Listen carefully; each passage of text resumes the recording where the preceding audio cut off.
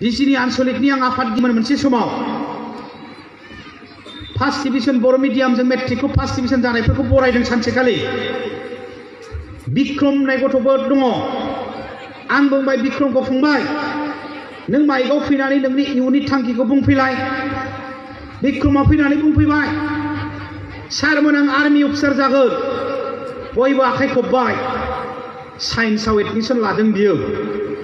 बोसोरनैनि उनाव खबर लानानै मोनबाय बिक्रमा मा पास जाखोलै होद फरिखाखौबा होआखिसैलै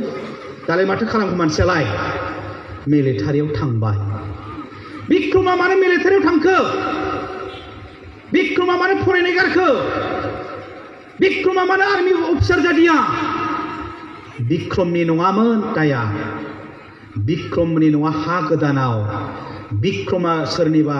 खुरमाफोरनि न'आव थानानैसो लेखा फरायो दायनिगिरिया गोरिब दा नोंथांनि फिसालायाबो गाबोन बिक्रम बायदि आर्मि अफिसार जानो होननानै ओंखारगोन नों फोरोंनो हायाब्ला जागोन ने नोंनि फिसाजोआबो गाबोन बिक्रम बायदि आर्मि अफिसार जानो ओंखारगोन नों फोरोंनो हायाब्ला जागोन ने जानाय नङा थांनाय बोसोराव बिजिनियाव आरोबाव सानै IIT मोनदों सासेनिया गय दखान होयो सासेनिया जाब्बा जुब्बा हालुवा 30,000 नांग्रोगौ थांजेननो बिनि उनाव कम्पानिफ्रा स्कलारशिप होगोन 30,000 खौलाय बहा मोननो हाया रायलायलायनानै एबसुआ 20,000 हरनानै गोमस्रां बसुमतारी नेरसोन नार्जारिखौ IIT फरायनो हगार हरनांदों साबैसे गोमस्रांनो साबैसे नेरसोननो एबसुआ 20,000 हरनो गाबोन नोंथांमोननियाबो ओंखारोबा IIT हानाय नङाना बेनिखायनो बर' समाजनिफ्राय बर' हारिनिफ्राय गोरिब बेखौ फोजोबनायनि सम जाबाय माहाजोन हारि जानायनि सम जाबाय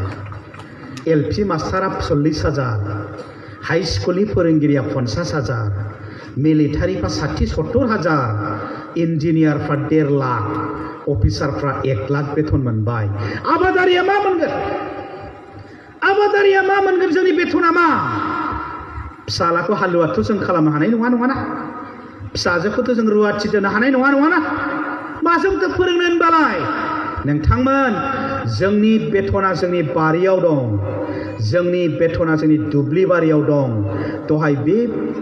सायनासालियाव नोंथांमोना जायखौ रांखान्थिनि सायाव आबादनि सायाव सावरायबाय बै गय बागानानो जोंनि बेथन बे गयखौ रुमबां खालाम बै माइ बारियानो जोंनि बेथन बे माइखौ 200-300-500 मन दिहुन बै ना फुख्रियानो जोंनि बेथन ना फाननानै लाख थाखा खामाय बै अमा फिसिनायानो जोंनि बेथन साइन्टिफिक आदबजों अमा फिसि बै दाउआनो जोंनि बेथन साइन्टिफिक आदबजों दाउ फिसि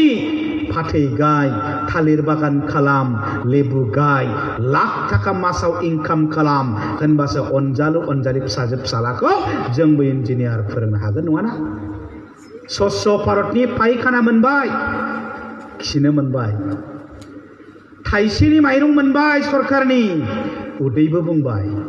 उदै बुंनानै जोबगोन ने खिनो मोननानै जोबगोन ने दख'नाखौ माजों गाननो लोमजाबा मुलिया माजों बायनो मेट्रिक होबाय फिसाजोआ फार्स्ट डिभिजन जागोन माजों फोरोंनो कलेज फरायगासिनो दं फिसालाया माजों फोरोंनो गोजां बोथोर जेकेट गांसेनि दामा 2,000 माजों बायनो अन्थाव बाथाव भुटान हाजोनिफ्राय साल दंफांखौ थुख्रा हास'नानै लुन साइकेलाव जाबखोनानै दाबो नारनानै फानो बर'फ्रा राजा गोनां रायजो गोनां बर'फ्रा we need change बेनिखायनो जों सोलायनाय नांसिगौ बर'फोरनि गेजेराव आरो बेनि थाखायनो जों रेभलिउसन फैनांगौ जांख्रिखांनाय फैनांगौ जों गोरिब बिजोबनांसिगौ आबाद माव दाउ फिखायोमोन गोदोनि बायदि नंला नाथाय अमा फिखायोमोन गोदोनि बायदि दाफिसै ना फिखायोमोन गोदोनि बायदि दाफिसै माइ गायखायोमोन गोदोनि बायदि दागायसै गय दंखायो गोदोनि बायदि दाखामसै आथिखालनि खालामदो आथिखालनि जों आबादारि नागिरदों निरन्जन बर' दङ राङापारा सनितपुर दाख्लै जों नायदों 80 बिगा हायाव आबाद खालामो बिनि आबादा बांसिन साहा आबाद गय दं ना फुख्रि दं लेबु दं जों सोंबाय नोंथांनि मासनि इनकामा दा बेसेबां बिथांनिफ्राय जों मोनथिबाय 1 लाखसो फैयो साहा फाननानै गय फाननानै गासैखौबो लाजोबनानै दाख्लै क'क्राझार सेरफांगुरि एफसि कनफारेन्स जालांबाय आबादनि सायाव सावरायदों उदालगुरिनिफ्राय सासे जाखांफुनाय आबादारि लिंलांबाय बियो बुंबाय आंहा मोनसे चेलेन्ज दङ आबादारि जानानैनो आबाद मावनानैनो आं मार्सिडिज मटर गाखोगोन होनबा ओंखारबो बेबायदि आबादारि बे दक्षिण बाक्सायावबो सारा बाक्सायावबो हाजार हाजार आबादारि मोजां आबादारि ओंखारबोनांगोन आरो बिनि जांख्रिखांनायाबो जोंनि गेजेराव फैनांगोन आरो बेखौनो बड'फा उपेन्द्रनाथ ब्रह्मआ बेमारिफोरनि बिसिनायाव उन्दुनानै गाबै गाबै थिनलांदों आरो बेखौनो दुलाराय बर' फरायसा आफादा दिनै मावगासिनो दं।